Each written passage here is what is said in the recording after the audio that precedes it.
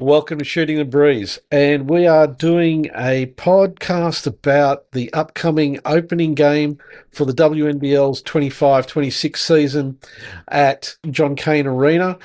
Joining me is Michelle Hocking from Canberra. Michelle, how are you? I'm really well, thanks, Paul, and I am super excited about this game coming up. It's going to be a special game. Having been down to the John Cain Arena for the last time Southside played there a couple of years ago against the Sydney Flames, it is an amazing venue, incredible atmosphere when you've got a crowd that's really up and getting into the game as well. And I got to be honest, it's a little bit intimidating. We were sitting at the on the media desk, and the crowd was so loud you could barely hear yourself speaking to the person next to you. Yeah, look, I'm really looking forward to it. I think really got my fingers crossed that they're able to pull that record off and beat what was it, 7,681 at that game that you attended. So I am just super excited to see that, and I think it's a new league. Really, it's a new venue for the WNBL. We've only had Yep. that one game there before, and these two teams are really almost new teams because they haven't, they've got a couple of core players back, but there's a lot of new faces in both of these teams, and I just think it's going to be a fantastic event. It really will. And as you just touched on, it's not just the opening round of this upcoming season. It's really the opening round and the start of what we've been calling WNBL 2.0 up to date. Mm. And one of the things that's been really, I think it's been pretty impressive, is that in the 6 months that the league's been under new ownership, there's been a lot of changes that have taken place, a lot of improvements, and getting this game up for the opening is obviously a statement that it is a new WNBL, and they're here to attract the crowd, to bring in a new audience, and to really elevate women's basketball. Yeah, and I think, like you're right, it's really about putting a stamp on it right at the start, right? Like Women's League has been a top quality competition internationally for a very, very, very long time. And what's been on the court hasn't necessarily been reflected off the court in terms of, professionalism and commercialism and marketing and that sort of stuff. And I think it has only been 6 months, but I've seen, I would think, some great changes in terms of that side of the business. And don't get me wrong, there'll be some bumps and some warts and all the rest of it in the early days. But, the fact that we've got the broadcasting rights for the league this year is just phenomenal, right? Yep. Every single game, free to air, on Disney, ESPN, the fact that every single women's game will be broadcast is just an enormous coup for women's sport and for women's basketball in this country. Yeah, without a doubt. And I think it's one of those things that's really helping to generate a lot of excitement around the upcoming season as well. People have got the opportunity to be able to watch a game no matter where they are. You don't have to subscribe to a pay service to be able to watch the games, but if you want to, you can. So I think it's a fantastic start. Now, obviously, before we actually just talk about the game and the two teams, the other thing I wanted to touch on is there's been a lot of movement this season amongst the players, but not only that, we've had some real interesting imports coming into the league. One of the biggest names and the biggest players for Perth is them bringing in Hanju. And obviously, getting the opinions of the two coaches that we'll be talking to, Paul Goriss and Kristi Harrower, on that one's going to be interesting because it's kind of come out of left field. So it's the sort of thing that neither coach would have been able to consider in their planning for the season of how they're going to address, dealing with various teams. Mm. So, like from your perspective, what do you see is happening in that whole space around the rosters, the roster changes, and the imports that we're starting to see? Yeah, look, I think you're right. There has been a lot of roster changes, and I think that the quality of the imports just keeps getting better and better every season. I think, Hanju's come into the league, and she will not only will she excite the WNBL fans, but she's also going to attract a new group of fans in the Chinese community who we saw it at the World Cup, Paul, in 2022, I think it was. Trying to think now. Yes. It's Sydney. But, the Chinese community will come out and they will support her. So I think that'll bring, a new element to the game as well in terms of that. But, the roster changes probably reflect the fact that there is so much talent in Australia now that there are players who might be sitting on the bench somewhere who are looking for an opportunity elsewhere because they know they can play in the league, but they're not getting it. So there's a lot more movement in that way. They're looking for those opportunities across the country. And, there's also opportunities opening up because there's the New Zealand League where we're losing some players to that as well. So, the new players deal enables some of those players that previously might have had to have stayed put where they were because they needed a bit more financial support or whatever, with the raising of the minimum salary and the changes to what DP players can and can't do, I think really has made a difference in terms of mobility for some players as well. Yeah, and it's one of those things that there was a lot of discussion around the CBA when it was announced, and and it was full of good news. But I don't think in all the noise of, the pay and the increases and the way the CBA is going to scale salaries over a period of time, it probably wasn't something that we were really all thinking about, was how that's going to be able to trigger movements across the league as well. And you're right, we've definitely seen it this season in the preseason. And it was interesting also just to see the results from the Townsville tip-off in terms of, is it giving us some early form guide to the teams, or, because they didn't all take full squads. Or were any of the teams sort of sandbagging a little bit just to not give anything away? Definitely they were. Like honestly, Paul, as a coach, you go into pre-season and you have some pre-season games and you show a bit, but you don't show everything. And it's also, a good opportunity as a coach to be able to play around with your combinations. You're probably giving players a bit more even minutes than you might when you're actually in the competition as well. So I think it definitely gave us a bit of a feel for where some of the teams are at, but I don't think we got the full picture on all the teams. Yeah, I think you're right. Plus also some of the teams weren't at full strength either. They were waiting for imports to come in. Rosters weren't finalised. So there was a lot going on. But, let's take that and let's talk a little bit about Canberra, because one of the two teams that are going to be in this opening game. There's been a lot of interesting movement in with Canberra. I think there's a good mix of new players coming in, core. Obviously, one of the biggest shifts was Sarah Blikov's coming into the game, and she has been really improving out of sight since she's had that back surgery and come back and gotten fit. And I think there's going to be some really challenging games for people coming up against Canberra with the caliber of player they've got in there. What your opinion on that one? Yeah, look, I think Goriss has done an amazing job of pulling the group together this year. I think that Sarah Blitzavs was a huge coup to get her into the Canberra side. I mean, she just brings, and you're right, like before the back injury, you could see that she wasn't herself playing. And the way that she's come back from that is phenomenal. She looks in great shape.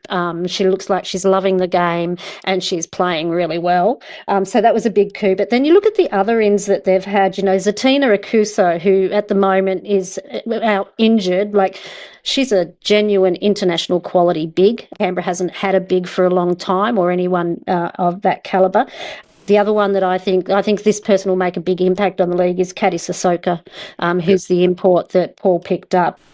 She just brings so much athleticism and length to the floor. She's a great rim runner, and she's got inside outside game, and she can knock down a three. So I'm really looking forward to seeing what impact she has on the league. Um, I could go on, but I think that, and Tasia Morale out of Perth is the other one too. So she gives Canberra something they haven't had for a while, which is someone to back up the big. Like we've never had, it's been a lot of years since we've had a number of bigs in that Canberra team where we could, if they got injured or fouled out or in foul trouble or whatever, there was someone to back it up. So I just think the balance that they've got this year, the pressure that will be off some of like Jade, who last year had to score and run the team and play defense for 40 minutes, it just will free her up a bit, and her game's gone to another level after her third season in the WNBA. And the other person that I think that really will be freed up is Munga.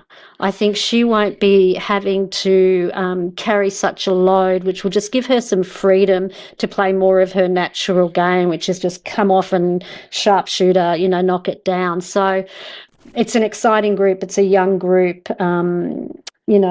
and I think the one for me to watch out for is I think Jada Clark is going to have a breakout year. I think she's back from that injury. She's had a season in the NBL, and I'm just really liking what I've seen of her, the way she plays. So Yeah, there is an amazing group of players in this roster.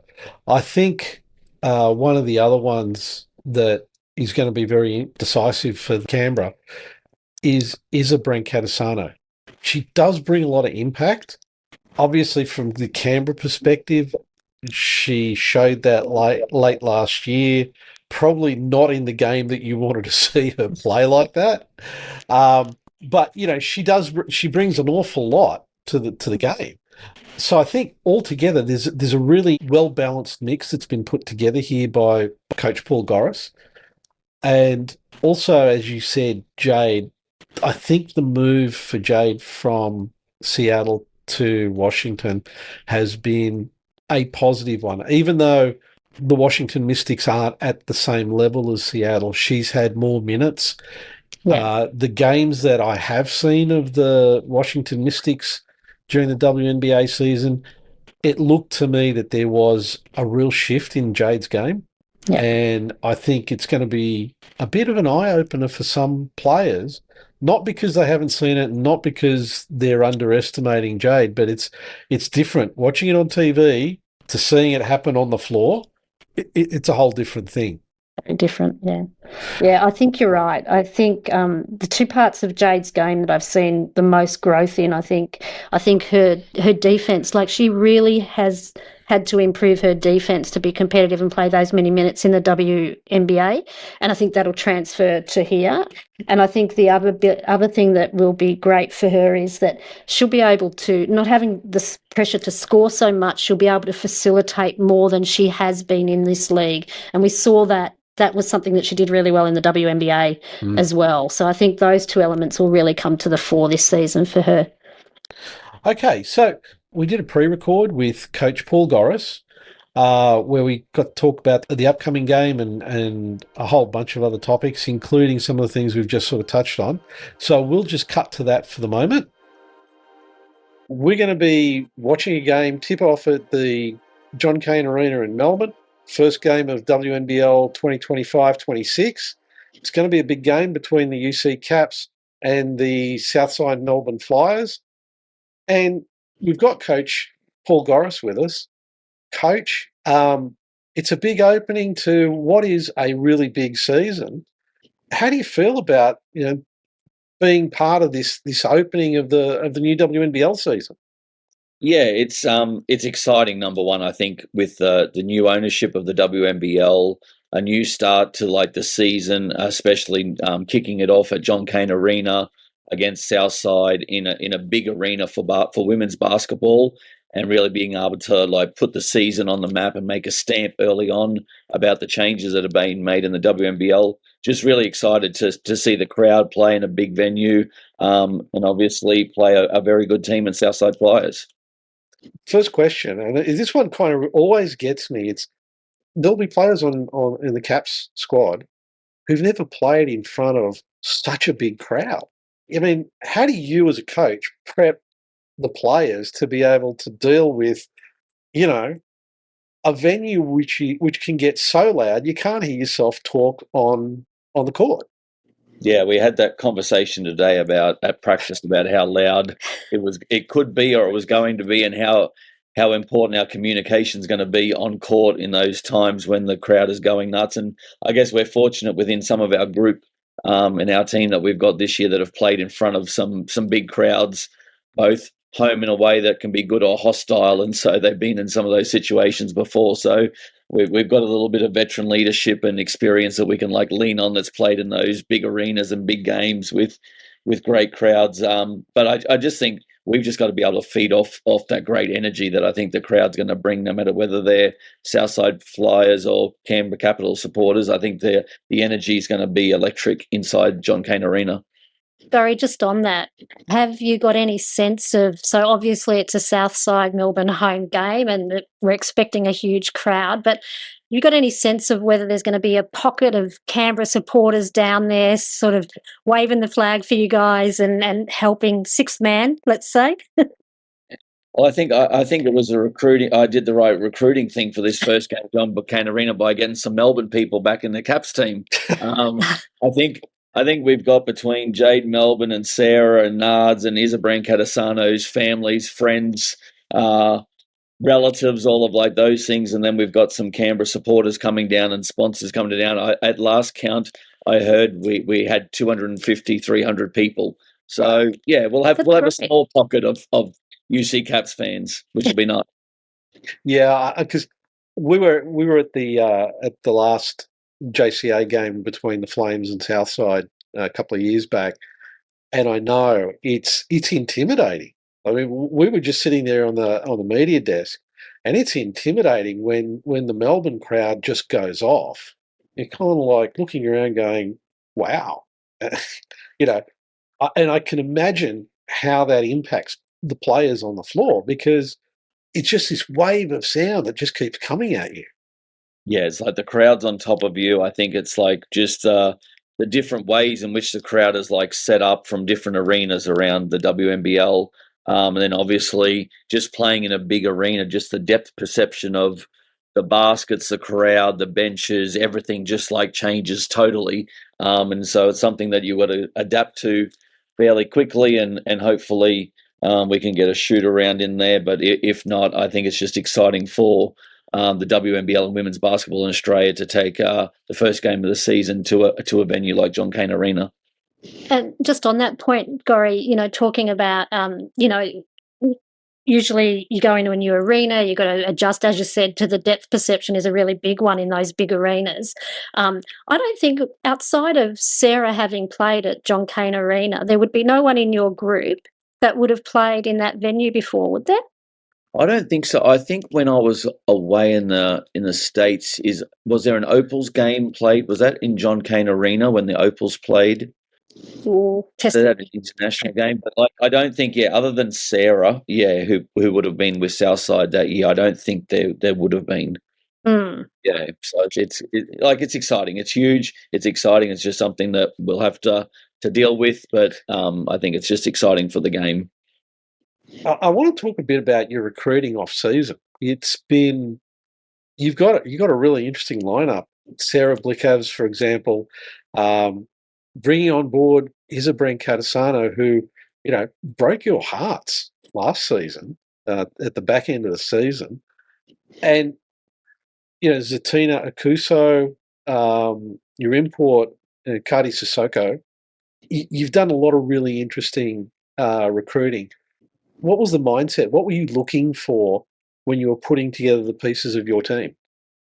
Yeah, good question. I guess it comes back to me as we obviously reviewed last season, and where areas we were good at and areas we needed to improve and get better at. And I went back to our championship years, and I don't think it might be the recipe for success, but it's also not an exact science. That I think that you definitely need two Opals in your group to be competitive. Obviously, you rely on your imports, but I think just to have that experience, that leadership, playing in big games, I think having 2 opals is kind of like a must in a successful WNBL team. And obviously we had Jade, but to go out and get someone like Sarah was a huge coup for us. And somebody that's been around and won championships before, has FIBA basketball experience, a lot of WNBL experience, and obviously like is versatile, great leader, great person, great character. And that's always our number one thing here at the Caps is we want good people that are good characters and good teammates. And Sarah obviously fits that bill totally. And then obviously I went after Z pretty hard because I knew that was a pivotal spot for us that we needed to nail. And obviously with the lack of size, I guess, like in Australia that we like having someone of like her size, her basketball IQ, her ability, her strength, her physicality, and knows the league and obviously come back from a season in Turkey. She was like a pivotal recruit for us so that we didn't have to go and find an import 5, which are hard to get these days with unrivaled league and China and Europe offering that kind of money. So I think getting those 2 bookends of Sarah and Z really kicked off our recruitment. As you said, like Izza fulfills a role that I think that we really needed in that 3-and-D, that she can defend people full court, in the half court, be a pesky defender and knock down an open 3. And don't worry, I remind her all the time of that spot that she killed us from, and she better make those 3s when we play at the AIS Arena. I give her that every single day that I'm going to mark that spot, and she better miss a shot from that spot. But it was also how we recruited to what we already had. And obviously we wanted, number one thing was like experience. And we got that with like Sarah and Z. Is obviously experienced, but this is only her 2nd year in the WNBL. But just to go alongside what I think is one of the best up-and-coming young talent that we have in the country in Jade, Mon, Nards, and Jada Clark. I think that's a really exciting core young group that we had that I really wanted to build around, but also be able to fulfill them in being able to, I guess, in a way, progress their game, but also put some leadership and experience around them to help them win. And when I go back to when we won those championships and in recruiting Kelsey Griffin, it was a big light bulb moment for me. Was you just needed people who knew how to win and win big games and win big moments and been in those situations before. And we definitely got that with obviously Sarah winning a championships with Southside Flyers. Z's won them with Townsville. And so really getting those people that know what it takes to win and how you win through the good and the bad. And so those were some critical recruits for us. And then obviously going out and retaining Munga, who's such a hard worker, great teammate, and obviously can shoot the shit out of it, is something that you always want. But also getting someone of Kati Sissoko's length, athleticism, size, and experience yet again by playing in Europe and having one season in the WNBA. I'm really super excited about our group because of, I think we've got great length, great versatility, and hopefully it's my job, as Sarah keeps telling me, not to stuff it up. Frank feedback there, right, Gori? It's important to have that 2-way communication with your playing group. It is. It is, especially with Sarah. Like we have good banter, and it's interesting too. It's like I was coaching with the men's program back in AIS days when Sarah was there with the women's program. So I've known her since she's been like 16, 17, 18 through those days, and obviously with Opals now, but also with Z, I was one of the ones that brought her into the AIS or the COE program when she was like 18 after only playing like 12 months of basketball. So got some really good relationships with some of these players, and I'm literally having fun every day, turning up to practice, seeing them. It's really been a great 6 weeks of preseason. I'm just wondering, Gori, you put an awesome group together as you've articulated, but I think, a question around Jade, who's now coming out of her 3rd season in the WNBA. What do you think the next progression is for her in her game, and what can we expect to see from her this season? Yeah. I think it's always, and Jade and I talk a lot, obviously talk a lot to her while she's over in the WNBA and obviously talk a lot here. But I think it's an interesting one for her because she's got to flip between two different roles, being a role player with Washington in the WNBA. And obviously, like, her minutes fluctuated a little bit this season, starting, then coming off the bench, and then, limited minutes, then played lots, to then coming back here and having to be our franchise player, our go-to player. And I think that, this is always something that her and I spoke about. We envisaged the day that we could put a championship caliber or top 4 caliber team around her. So I think that, her and I have had the discussion about how her role is going to change this year, that she doesn't need to have to feel like she's got to carry the team on her back, be the one to take always the big shot, be the big moment, defend the player, get the team organized, both from a leadership standpoint, both from an offensive standpoint, and have to carry the load. So it's an interesting, I think, transition for her this season, with us in being able to not have to carry the load and rely on others to help with the load, and take some of that pressure off her that she feels like she needs to do everything. And that comes from a good place from her. Like, she wants to win, she wants to compete, she wants to get better, she loves the game. But that was like something that we always spoke about how we could get a competitive team around her that could be a legit top 4, so then she can flourish a little bit more in the areas that she needs to continue to get better at also. She's obviously had more minutes since she moved to the Mystics, and the few Mystics games I managed to catch, you could see the growth in her game and her confidence. And I kind of wonder, how do you see that confidence that obviously developed over this last WNBA season is going to translate on the floor here? No. She's always got confidence. She's always had it. No, yeah. She's always had it. No, Yeah. But I think it's been in confidence in the great way. And that's what I say to like people too, is the best players have to have a level of like ego and self-belief and confidence, or else, they're going to get pushed to the side.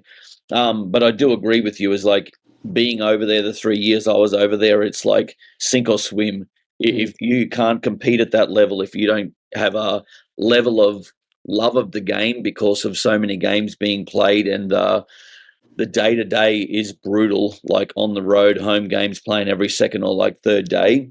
If you don't love it and you don't put in the work to get better, then it'll like eat you up and spit you out very quickly. And it's just happy for her that she's been able to stick. And obviously I think Washington was a great landing place for her after Seattle, and it just, the style that they played suited her.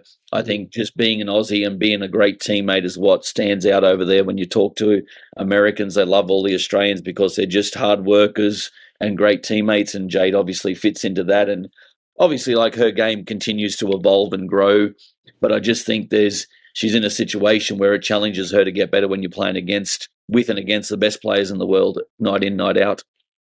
Now, one of the things I'm kind of interested in is getting your feedback on how you saw the performance of your team, but also the other teams at the Townsville tip-off, because it's obviously a great environment to be able to see what the opposition is going to be putting on the floor.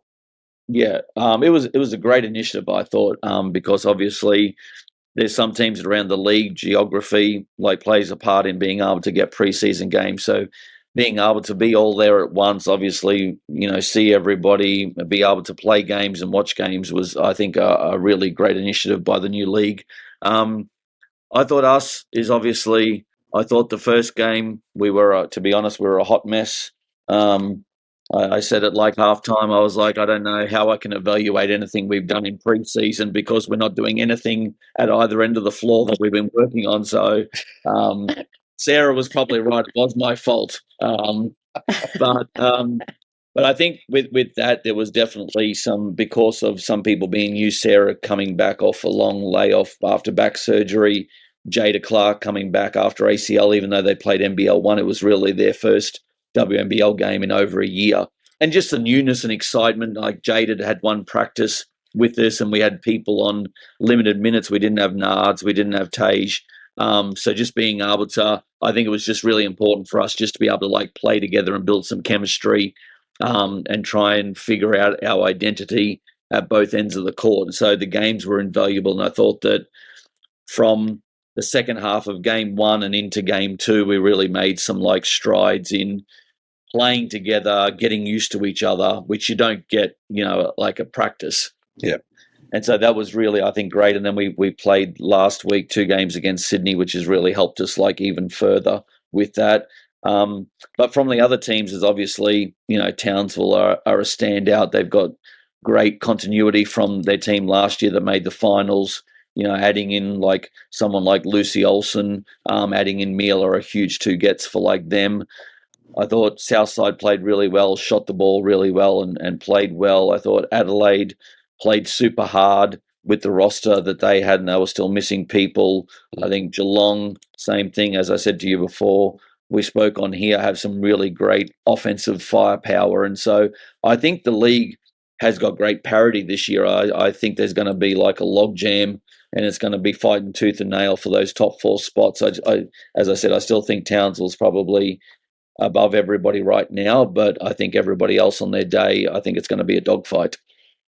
I was just thinking about your pre-season prep. It's probably the most pre-season games you have had in quite a while, Gori, and that must put you, like, I guess for all the teams anyway, but really put you in a good position to understand rotations, test some of the new players to the league, and that sort of thing. Was that the best value you've had in terms of pre-season prep in a while? Yeah, I think so, Michelle. I think in my time I've been here, I think on and off we've played Sydney here and there, and other times it's been scraping together a boys team to play against or playing against the COE girls.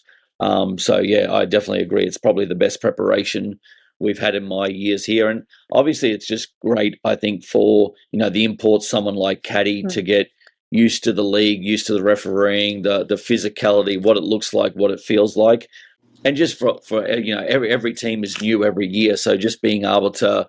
For me to be able to like work out rotations, what we look like, because as I said, Nards had her first practices last week and played a little bit last week. Tage was out for a week with a quad. Now we had like Z out, after the first game.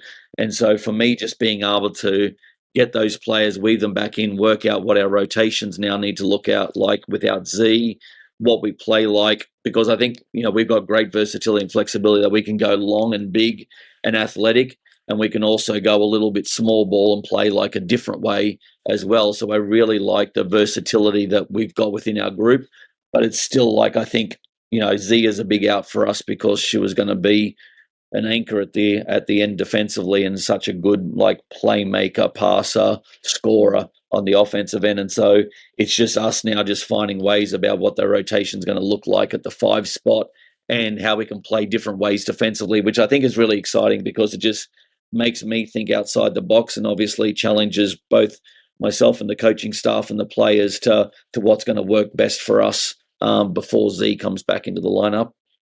Just as we're wrapping this up, you've just touched on this about the degrees between the teams. They're getting closer. If you look at the league on paper this season, it's probably the closest that I've seen for a long, long time. And recently, Perth dropped just this minor addition to their team, Hanju, which is just kind of totally, because it's come in so late, has kind of tipped everything a little bit on its edge, because you've now got a player of her caliber coming in. Obviously, she's got to try and fit in, but she's bringing a completely different complexion. Firstly, do you think her coming in is going to help make the league more attractive to headline players? But what sort of challenges does something like that, having a player like her come in so late in the piece, create for you to be able to try and contain or at least address the strengths she brings to the game? Yeah, I think it's great for the league. I think having those, whatever you want to call them, high caliber, like franchise kind of like players come into the league from different parts from around the world is like exciting. And I think we go back to, we had like Kia Nurse like here who's Canadian. We had Olivia Pooper like come in with the Caps, and then we've got Caddy, and now we've got Han, and then Monica Okoye from like Japan. So I think right now the way that the global eyes are on women's basketball is such a good time for us to be going in different directions, looking at different imports, different opportunities. And I think that those players probably from around the world have eyeballs on Australia too. And for a number of reasons. Obviously, it's summertime, it's English speaking for most of them, and it's a shortened season. It's not as long as like Europe. And so I think Australia is becoming like a destination. And I think obviously the Opal success and Australian basketball success obviously highlights that as well. And so I think that there's going to be more eyeballs, both not just on the game here, but more so from players and agents about what this league provides and can do for players and how exciting it's going to be in the future. I guess from a standpoint about playing against Han is obviously someone at her size with her skill set, her touch around the basket, out to the three, is a threat every time she catches it. I think it's going to be more so from what I believe she's going to come in late, how Perth, I guess, seamlessly bring her into that rather than, I guess, the opposing teams. Yes, she's going to be someone you have to game plan for, most definitely. But I think it's going to be how Perth start the season and then obviously bring her in whenever she comes in to kind of like, because she is going to be, not just figuratively, size-wise, she's going to be a huge asset to their team at both ends of the floor from a defensive perspective with her shot blocking and reach, but also offensively of what she can do. So I guess it's going to be more so interesting for them about how they get her into that rotation and lineup. Okay. Paul, look, thanks so much for your time. It's been great to have you with us, and looking forward to the teams taking the floor not too far from now. Yes, it's exciting. A couple of days on the countdown now. On the countdown. There was a time where I was like, I need more practice. I want more games. I want games. Now I'm like, I think we need a little bit more practice time.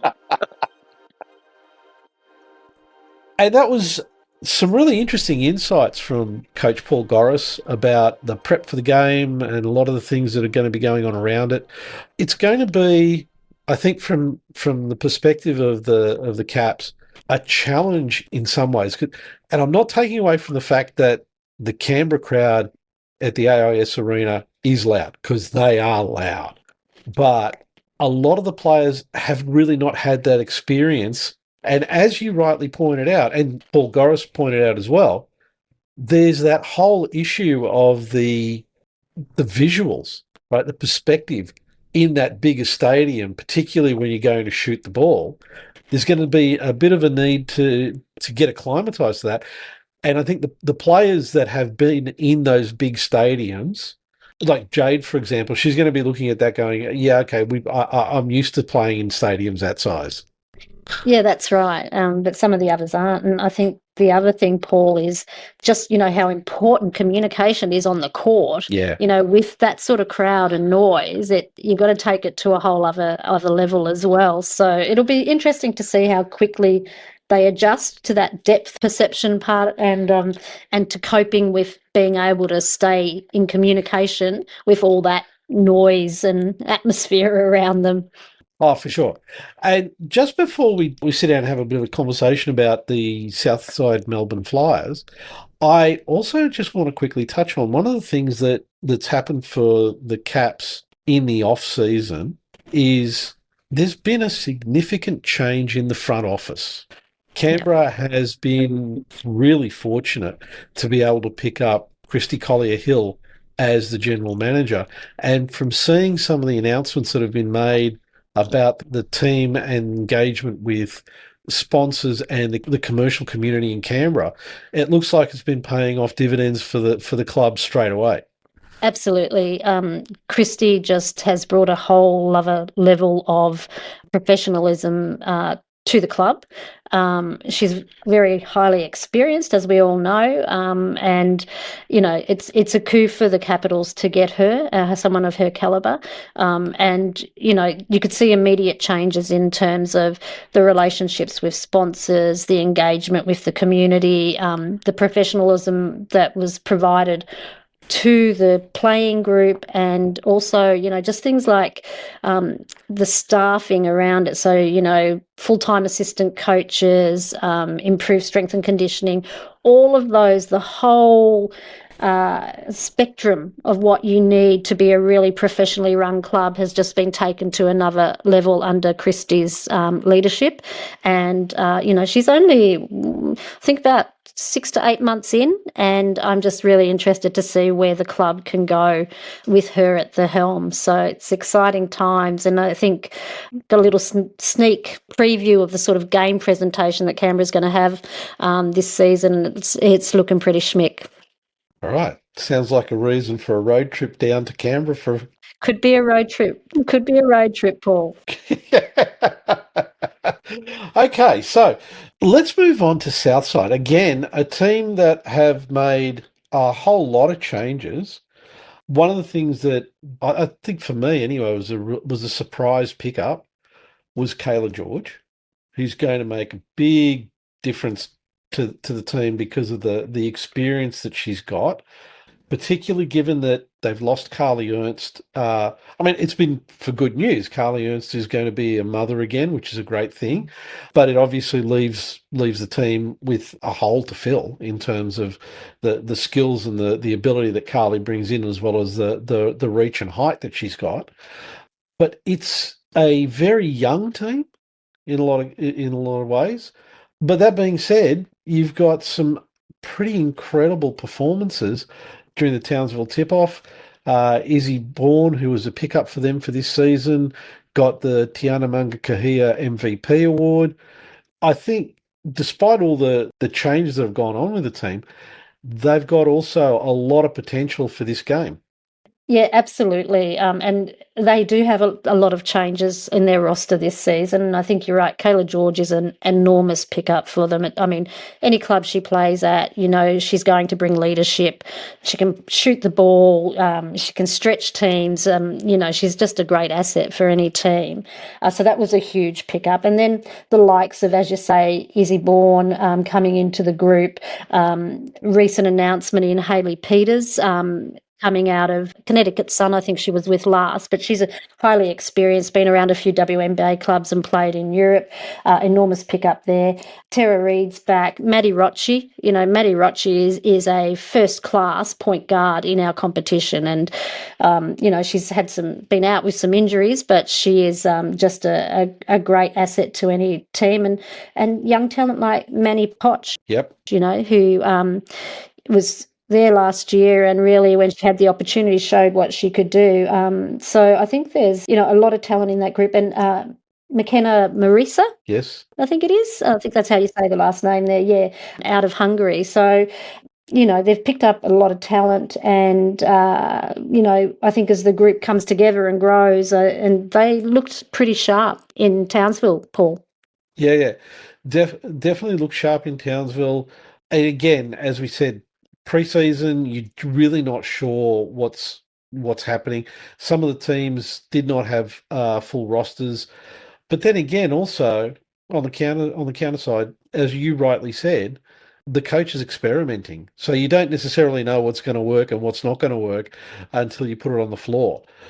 But I think looking at this game coming up, one of the things that really stands out for me is you've got two teams that are predominantly they're fairly young teams.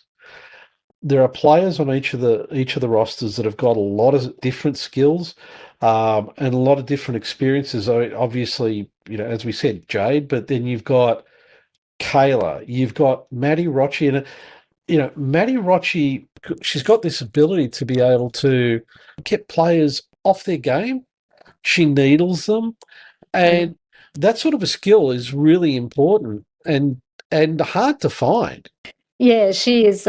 She's a super competitor, and she does niggle and get in people's heads, which is a great thing to be able to do. So I think there's going to be an epic battle. I'm hoping. I'm not sure whether Maddie is actually playing or not, but I think if she is, there'll be a bit of an epic battle out there that we've seen a few times when Jade and Maddie go against each other. So I'm fingers crossed we see that. Yeah, Yeah, it's really it's one of those matchups that you always want to watch. There's always going to be some really like tough competition, and it's always entertaining because you're watching two really high quality players doing their thing on the court, and you actually never know how it's going to end up.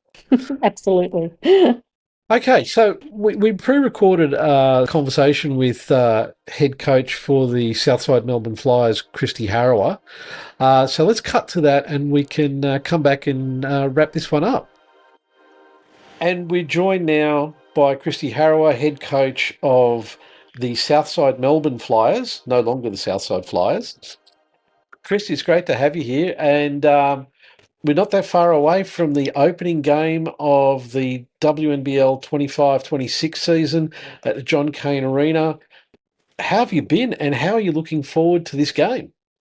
Yeah, I think it's a great venue to open up the season, and especially with new owners and everything like that. It's such a great facility to be able to play the first game of this season in the WNBL. So I think as a coach, you always feel like, oh, have you put everything in? Are you ready to go? You're a bit unknown, even though we went to the Townsville pre-season tournament and everyone said we looked good up there. I think like you wonder how serious teams actually take it when they go to those preseason tournaments, and of course they don't want to show everything. And so, look, I think first game is always the hardest because it's an unknown. Well, your opposition is unknown.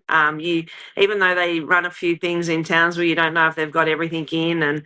But look, it's a great game to have it at John Cain Arena, and it's hopefully we can get a huge crowd and start the season off with a bang. One of the things that I think is a challenge from the last game that was the Southside played at in John Cain Arena, it is an astoundingly loud venue to play at when you've got the whole crowd up on their feet and letting everybody know that they're there. How do you see, potential challenges for some of the younger players who may not have played in one of those big stadiums? Because it can be intimidating. Well, I think it's a challenge for all our team, to be honest with you, because you do your whole training in the stadium that you're going to play in all year, and then all of a sudden you go on a neutral court, and it's not really home court advantage other than it's in Melbourne. So, and the thing is, I expect Canberra to have a bit of fans there because, you got Sarah Blickards and Jade Melbourne and Izzy Brancatisano, like they're all from Melbourne. So they're probably going to have a lot of fans there as well. So I just hope our fans can override their fans. And but I think the biggest thing, even when I was a player, is when you're playing in those type of stadiums, is getting used to the rings to start with, because the wall is not as close as what it is on your home floor. That's probably the challenging thing, but also I just try and get the girls to just approach it just like another game. Like it's just like, maybe yes, we're sleeping in our own beds and we get to drive to the stadium, but just think you're on the road and you're in a neutral stadium, and look, they don't even get a chance to shoot in there. We don't get a chance to shoot in there before game day, so we're probably both going to be in the same boat, but hopefully the shooting's not too bad. It's interesting, Kristi, it is a neutral court, and neither of you, it sounds like, are going to have an opportunity to shoot around. So that whole depth perception of, it'll take a bit of time early in the game, I guess, to adjust to that. Do you expect, or? Yeah, I think so. I think it will. And I think, look, we're probably lucky at State Basketball Centre that we do get big crowds anyway, and it is super, super loud in there. So, but a lot of those girls, like my team is quite new. Like I think I have 3 players from last year. So a lot of my players are new to this club. And I mean, I'm sure they would have noticed it a little bit when they came and played us, how good our crowds are at the State Basketball Centre. But yeah, to get used to a court that has the surroundings are a bit bigger. It does take a bit of time to get used to. And like I said, we're not going to get that chance to go in there and shoot beforehand. So it's just a matter of getting there early and trying to get as many shots up as you can so you can get used to the facilities. Right. And you just touched on the fact that you've got 3 players, I think it's 3 returning from last season, and you've built like a new team. And the roster's looking pretty good, pretty amazing. How did you go about that? And like, what are you looking for, and what are the areas you tried to strengthen in the roster? Yeah, I think the biggest thing for me after playing the likes of, Townsville was probably one of the teams that I noticed much. And same with Geelong, like they're quite big across the board. And my biggest thing is I wanted to go bigger this year. And I wanted to try and be bigger in that 3 spot if I could, to be able to play against the likes of Steph Talbot and Alex Fowler and people like that. So that was the main priority for me, and to have experience. Like, we were hoping for Naz Hillman to come back, but of course, Unrivaled stepped in with the bigger dollars and took her. But I think, I think we have a good balance. We are quite young, no doubt. Like, Kayla's probably one of our oldest players, and we've brought in Hayley Peters because Carly ended up falling pregnant, which is great for her. But, it was a last minute thing for us. So we had to find another post player. And so I think bringing her in as well gives us a lot of experience. I wanted to be more athletic, to be quicker up and down the floor, and we got that in, the likes of Izzy Bourne and Nia Locke and people like that, because Maddie Rochi sets the tempo for us in that. So those were the things we really focused on this year. And I suppose we were lucky enough that Kayla was available, and the club grabbed her, and and to have somebody that I think is one of the best passers in the world in that post position. You can just feed off that and just play off that, and she'll bring a lot of leadership to our group as well. I think the mix of the club, as you said, you've got a lot of young players. Izzy Bourne really, just did an amazing job during the Townsville tip-off, picking up the Tiana Mungakahia MVP award. And you guys picked up a couple of wins there, and also against Bendigo. So how are you finding that the team's gelling? Because, obviously bringing all these people in, a lot of change in the roster, getting that chemistry going is always going to be a bit of a challenge given, the compressed time frame before you start. Yeah, it is. And you don't have a long pre-season. I think that, like, they had 6 weeks and we didn't do the first week because we had so many players play NBL 1, and I wanted them to have a break. And so really we probably only had 5 weeks or 4 weeks plus this week coming, So, and this week you try and taper off a little bit because you try and freshen them up for the game on Saturday night. So yeah, I think the team surprised me a lot with how well we played at the Townsville tip-off. I think the way we moved the ball was pretty impressive. But I think also that we played against 2 teams that were probably a little bit underdone. Like, Adelaide's probably a team that have sort of, is brand new together as well. And then Perth didn't have all the players. So I tried not to get my team to be too ahead of themselves, because we did play Geelong in a closed game and got absolutely smashed. So, but then we played Bendigo 2 days later and beat them by 4. So, I think pre-season is completely different to in-season. I think, you've got to make sure that every game that I'm trying to get physicality into my group, and that's the biggest thing, that I want to be relentless on that defensive end, and and it has to be for 40 minutes. And I think if we can do that, I think we're in good shape. If we're going to be blasé about what we do and not work hard, then I think anybody can beat anybody in this league. A lot of people talk about how Townsville and Canberra are probably the top 2 teams to look out for, but I think, they've got to be able to gel as well, because they've got stacked programs. And so I think anyone could beat anyone on any given night. But I think for me is just the biggest thing is worrying about what we're doing and not what anybody else is doing. Yeah, it's an interesting mix that we've got going on here. And I think one of the things that's probably the wild card that's just been thrown into the mix just over the last week is Perth announcing that they've signed Han Zhu. Even though she is coming in late into the roster, it's one of those wild cards that you cannot plan for in your preseason, and when you building your team for the upcoming season. How do you deal with that as a coach? Well, and the thing is even though she'll miss, I thought I read somewhere she'll miss the first 7 games or something, but yeah. In the meantime, they go bring an elite defender and bring so and somebody that's probably 6'4" but probably can jump like 6'11", it's and so many great shooters in the Perth program, and they've always had that. Having somebody like Kayla, I think, has played all around the world and has played a lot internationally, that hopefully she'll match up well against Hahn. Yes, she's not as big as Hahn, but I'm sure I'm sure Kayla knows her game inside and out. And, the biggest thing is it's probably, yes, the offensive end, she can hurt you, but it's probably a lot on the defensive end as well, because she's that rim protector, can block shots, and she's mobile too. She gets up and down the floor real quick. So, yeah, look, firstly, it's great for Perth, like not great for anybody else, but I think it's also great for our league to have somebody like that in there. And you know what? Those Chinese players are like rock stars. So if that means the Chinese community gets out and supports our game as well because she's there, and we get bums on seats, I think that's really, really important. And we get that visibility for our game, and it's on TV. And I think it's just great. Like, it's great to have people like that in our league.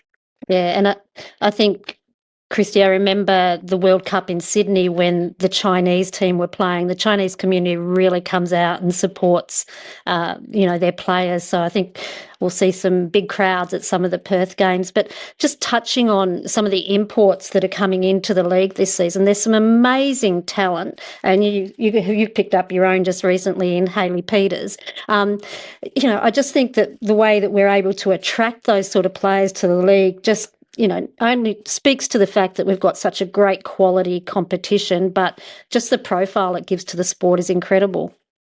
Well, yeah, you look at Veronica Burton and Naz Hillman. They've just Veronica had 1 year out here and Naz had 2, and they've gone back and gone most improved and 6th man of the league, so I think that's credit to our league, but also I think the biggest thing is they get to play 12 months a year, and I know when I played overseas a lot and I was playing 12 months a year, it just took my game to another level, playing at those high standards. And I hope with this collective bargaining agreement that the WNBA are going to do, there could be a possibility that they'll extend their league and it's going to go longer and longer, like the NBA, and we might miss a lot of those great imports. But I think we'll still get a lot of the imports that are maybe first or second year pro that are trying to make their game better. And then we might get some that are at the end of their career that don't want to go to Europe because our league is actually short and it's not a grind like Europe.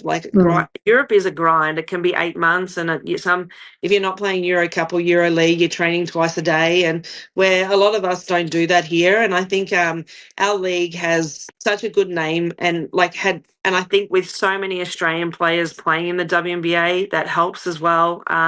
They get to come out here and be in summer. They're not in winter in Europe. It's an English-speaking country and it's short. It's perfect for them if they want to get back to the WNBA. So hopefully, in years to come, we still get the great imports. I think it really helps our league to have them out here, and it really showcases what we've got. Do you think that because of the way that the league's evolving and the talent that we've had come through and go back to the US, that those players that come out of college that don't get selected for the draft may actually end up coming, potentially we've got a chance of them coming to Australia to play to get those skills up to try again for the WNBA? I think so. I think our league is good enough for that. I think I think they get to come out here and play FIBA basketball, and I think the WNBA is physical. Don't get me wrong. I think FIBA basketball is just as physical as the WNBA, and I mean the WNBA have their set rules, but they get to be a pro, and they, if they don't make the WNBA, they still get to continue their basketball. And like I said, being in summer, shorter league. So if they're trying to get back to the WNBA, then they're not going from. At least they'll get a bit of a break after our season or trying to go back to the WNBA. And I think that's appealing to a lot of the WNBA players. I think the biggest challenge for us is also, yes, it's Europe, but it's also the New Zealand League. They now take a lot of our players, that maybe were sitting on our bench that can go over there and play 40 minutes a game, and that's all players are after really in the end. They just want to play. So I think that's a challenge for us as well, that we do lose a lot of those type of players. But in saying that, it does give a lot of opportunity to the younger generation that are coming through. Okay, and I'm kind of curious to get your opinion on this. Michelle and I were talking the other day about the fact that the way the teams are strengthening up, this is probably the strongest season of WNBL that I've seen for probably for a decade. there's so little really separating the teams. And as you rightly said, on any day, any team could win. You know, as a head coach, when you're looking at that, how close the teams are, how do you try and find those little degrees, those little bits that try to give you an edge? You know, sometimes I think about that more not as a coach, as a player, you know, like when I used to play. And like I said before, like there's not a lot of games you could probably pencil in and go, yeah, we should win that, you know. Maybe further down the track as the season goes along, because then you know where you're actually really at. But I think, like when I was a player, I think the biggest thing is every day you step on that training court, you just get better and better. And that's where the confidence builds, right? And then if you start winning games, the confidence builds with that. And then you have this belief and trust within you in your playing group and your program that every time you step on the floor, you can get it done, you know, and it doesn't matter who you play. And I think if you have that mentality within your program, I think it goes a long way. Where if you're worried about everybody that we play and you don't have the confidence within our group and things like that, that's when everything can be a struggle. And I think, you know, for me this year, it's really like what I said, focusing on our defense and our physicality. And I'm a big believer that if your defense can be strong and you're all on the same page, if you have a bad shooting night, at least you're in the game because your defense is tough. Where if your defense is not tough and you're having a bad shooting night, you're probably going to get blown off the floor. So, and it's just building that trust and belief within the group. And if you can do that, I think yeah, it's really positive, and you got a strong season ahead. And Kristi, just touching on that, sort of building that trust and confidence as a group, how important are some of your more experienced leaders in the group in helping when you've got a very, like you do have a young roster? How big a role do they play in that? Yeah, they're huge. And I think after we lost to Geelong in that closed session, it was like, you know, when I looked at my group, I have Kayla, and Hayley Peters wasn't there at the time, but I had Kayla, and my next most experience was Maddie Rocci at 27. Then when I looked at the rest of my group, I'm like, oh my God, a lot of yous have only played 1 or 2 years WNBL, you know? So, and sometimes you go into a panic station about that, because I think experience is a wonderful thing. I think it's, you looked at Bendigo last year. So, I mean, they had Sammy Wickham and Veronica Burton, but that was their experience that probably won most of their games, and they gelled well together, you know. So, but yeah, it's really, really important that we have people like Kayla and Hayley Peters really lead the group. My co-captains are Maddie Rocci and Kayla. So Rocci will lead it definitely from the point position, and she's been in our program. Oh, she's been in the Flyers program for 5 years. She's been playing with me in NBL 1, so she knows my system, and she knows it sort of inside and out now. So that'll help at the point position. But I think it's those moments where we lost so many games last year, 10 and under, and it's that's when you really need the experience. When you're trying to dig deep to get a stop, or you need a big time play, that's when the experience really comes in, and that's where Kayla and Hayley will really help. You mentioned you mentioned Maddie Rocci. One of the things that Maddie's got a really great ability to do is needle the opposition and get them off their game a little bit, get them just a little bit out of sync. It's a strong skill, and it's one of those things that you can't teach. It's more of an innate thing. How important is that, having that ability in your team towards driving your game? Yeah, it's really important. I think she, like I said before, she sets the tempo for us offensively. When she can push for us, we look really, really good. And then we have Izzy Bourne and Nia Locke running the floor for us. We're really strong in that area. And there's others that can do that as well. And I think she is somebody that can really get to the hoop. We're trying to expand her game a lot more. Like I've been trying to do it at NBL 1 at Keilor, and over the last year with her, I've been trying to expand her game and finding the balance of getting people involved and then looking at her own shots, because as a point guard, you've got to have that balance. You can't just be a scoring point guard and get nobody else involved. So that's really important for me with her is having that balance, but also, like I said, expanding her game where she has more to it. It's not just a three and get to the hoop. Everybody knows she wants to go right, so we've been working on that left hand, and she can do it. It's having the confidence to do it, you know, and because she's so explosive with her right hand. But the thing is that helps me a lot in this program is that because she's been with me for the last nearly 2 years, that she knows what we're trying to get off our offenses and who we're trying to run them for. And she's lucky that she's played with Izzy Bourne at Keilor as well in the NBL one. So they have a really good connection with each other. So it's no, it makes my job a lot easier as a coach by having somebody that already knows my system. And she didn't play in Townsville, Kristi. So, like, that's a big out in your group. So, really pleasing the results you gotten with how well you played without Maddie on the floor. How's she tracking? Is she back on the floor? What's happening? Yeah, so back in April, she actually strained her ACL at Opal's camp, and we didn't actually know that she'd actually done that. And then again, about 2 months later, she'd sort of been complaining about her knee for about 2 months, and I thought, oh, maybe you've torn your meniscus or something. And then she hyperextended it in one of our games in NBL one at Keilor, and when she had an MRI and we went back to my surgeon that I used to use, and David Young, and he zoomed in on the scan. He's like, you've actually strained your ACL. So that's why she missed Asia Cup. And then she took 4 weeks off and did come back and play in the NBL one finals. But I said to her, as soon as NBL one was over, you got to go back and rehab it again.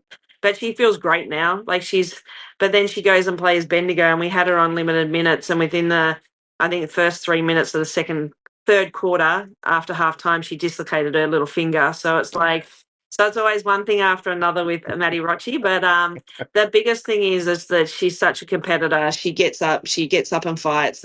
But her knee's really, really good. She's done a really good job at rehabbing it. We've kept her off the court for 2 weeks during pre-season. And she didn't like that. But in the end, I was just trying to say to her, it's about long-term, not short-term, and because she is one of those type of players, you can't keep her down. Like she hates being told that she can't train. She actually hates that. So it was a bit of an effort to try and keep her off the court, but she's doing well now. Great. Look, Kristi, thanks for taking time out so close to the game. It's been great speaking to you about it.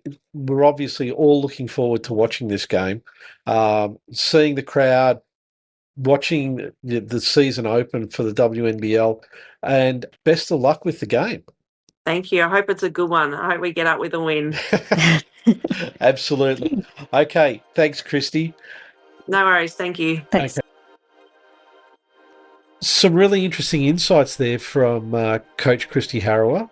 What I found really interesting was that she brought up some of the same concerns that Paul Goriss brought up as well, particularly that one about the perspective when you're taking the shots.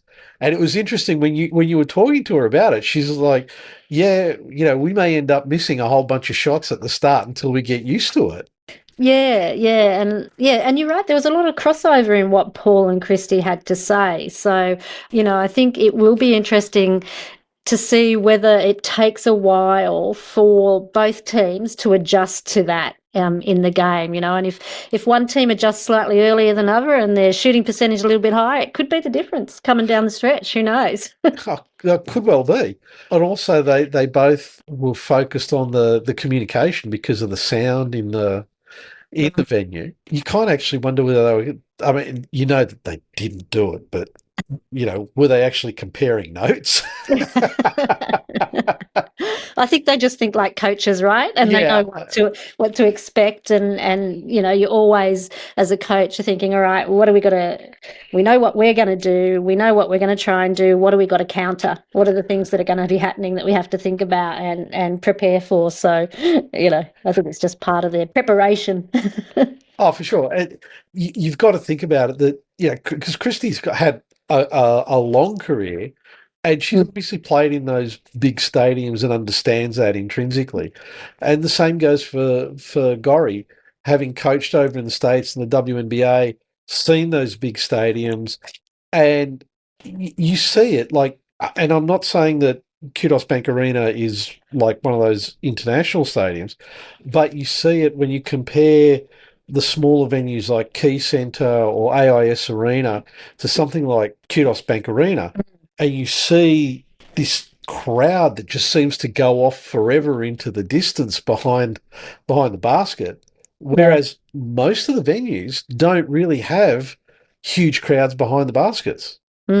Yeah, for sure. Yeah, and look, I think looking across the two rosters, I think Kayla may have played at John Cain Arena before. I'm not sure, but as far as I can work out, I probably only Sarah Blitzarves who's played there when she played in the Lauren Jackson game a couple of years ago. Yeah. I think we're going to be in for a really entertaining game.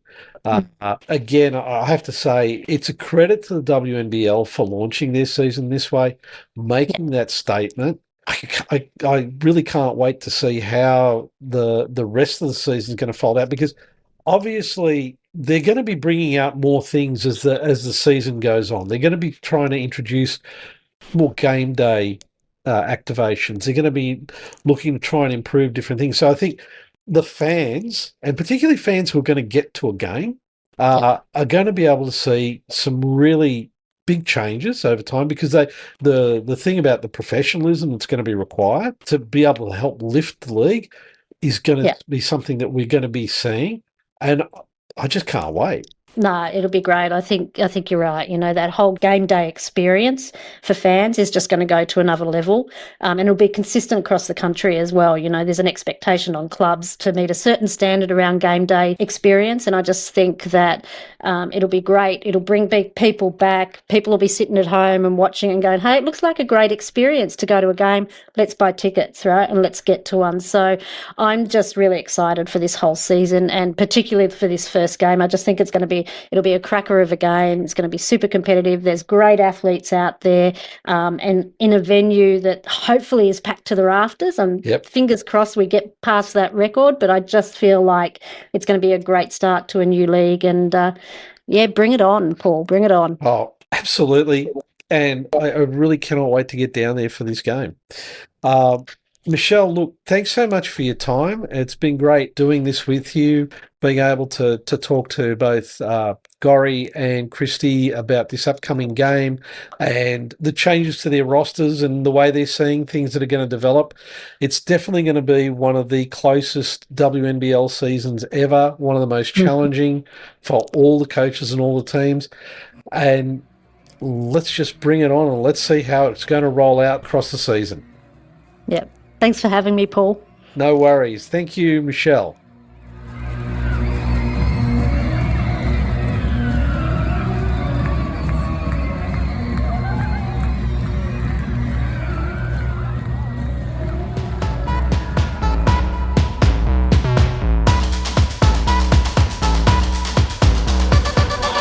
Make sure to subscribe wherever you get your podcasts so you get our latest pod.